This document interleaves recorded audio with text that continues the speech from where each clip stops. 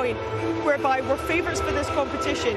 If we can see it through, cope with that pressure, and here they are. You see the Chelsea players just waiting to form a guard of honour. Manuel Pellegrini and his Real Betis side. Disappointment for him, of course. Very, very experienced coach, but he couldn't get it across the line this evening. A final word, just for the time being, Mikel, about your friends that are in that team. Manuel Pellegrini, of course, and just, you know, how disappointed they're going to be feeling in a moment. Oh, they're going to be crushed. They're going to be crushed. Like, obviously, I've been in situations myself, and obviously, you saw the emotion, the boys crying and stuff like that. It's just, it's heart-wrenching, especially when you go 1-0 up in the first half and how well they did in the first half, to lose it 4-1 at the end. Like, it's heart-wrenching, and obviously it's going to take a long time to go over, especially because the season's over. So there's no game next week to try and get over. They now have got to take that and then carry on to the next season. But it is one of those things where they've done so well to get to here anyway, so they're going to take a pat on the back just for that. Yeah, they carried the weight of their fans, the weight of the club expectation on their shoulders, but tonight it wasn't to be for Real Betis, who came up short in this final against Chelsea. Let's hand back upstairs then to our commentary team for the presentation. Lucy Ward and Adam Summerton. Thank you, Emma. Yeah, just worth further underlining how well Betis have done to get here. They'll be playing at a temporary stadium for the next couple of seasons while their stadium is redeveloped.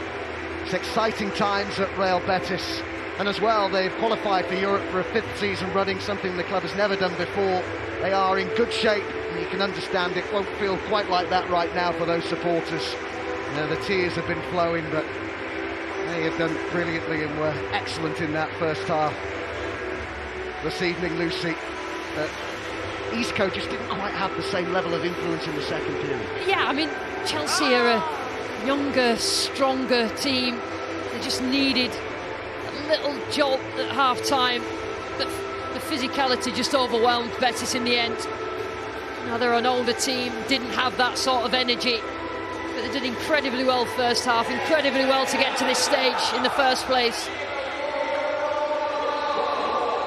Enzo Maresca has delivered his first trophy as Chelsea head coach. Of course, it's the current owner's first trophy as well, and for many of these players coming up here, their first trophy with the club as well. I mentioned in commentary, Reece James, the only player currently at the club who was part of their sides or the squad for the 2021 Champions League final.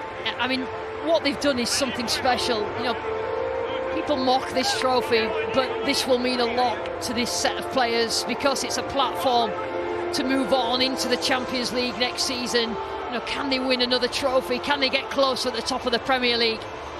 And they'll look back on this season of Conference League and the development of these young players and solidifying some of the older players and realise actually it means something. So many academy graduates picking up medals here as well. This Chelsea's 9th major European trophy.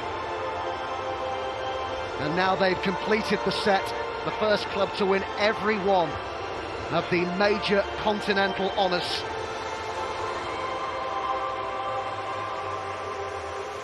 It is a club with so much history and pedigree,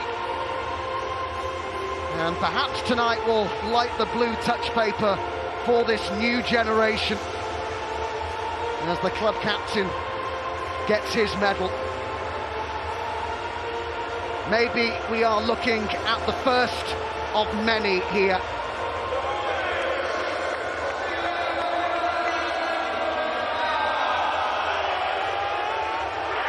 Chelsea are the 2025 Conference League winners.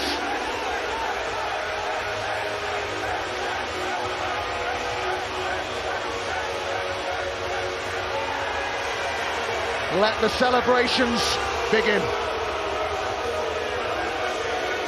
Brilliant from Chelsea all the way through the Conference League. We watched in the first half and it was an Isco masterclass, but in the second half it was a Cole Palmer masterclass.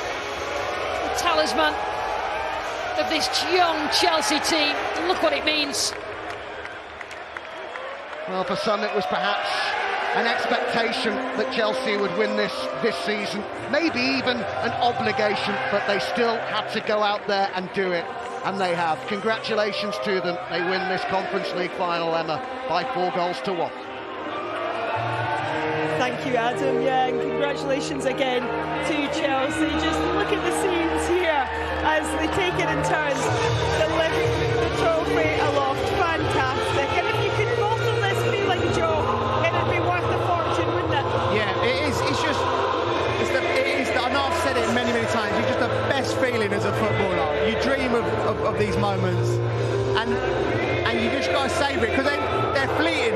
They're really fleeting. You think it's going to be a yearly occurrence. It's hard to do this as a footballer, but they need to just really suck it in. Mate, many footballers go through their career and not win a trophy. Yeah. And so these guys have done it now. Yeah. They've done a lot. They've done something that many footballers haven't been able to do. It's not even about the footballers as well. Obviously, we're sitting here. Yeah. Stood up, we're just in front of the friends and the family. They're just in front of us in the stands, and it's down to them as well, because they've been on the journey. You know, they've seen the highs and lows, the emotions. You know, when you're playing well, when you're playing bad, when you're not in the team, when you know, they go through every bit of it as well. So to see the smiles on their faces is just as good as seeing the players. Yeah, 100%. You can see exactly what it means to absolutely everyone, and it's a culmination of a season's worth of hard work. But let's just go back to the game itself, because Enzo Maresca, he set out his team, but he very quickly realised that perhaps he hadn't got it right. How much credit does he deserve for changing it? Yeah, well, listen, like all good managers, you know, they don't rest on their laurels. If they see something that needs changing, Gusto wasn't his night tonight. You know, as a footballer, sometimes you have them.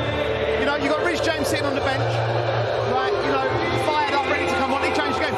Levi Colwell as well coming on for Badashili was crucial at a point when Chelsea were controlling the ball. Levi was then stepping in. They locked on defensively. They snuffled out any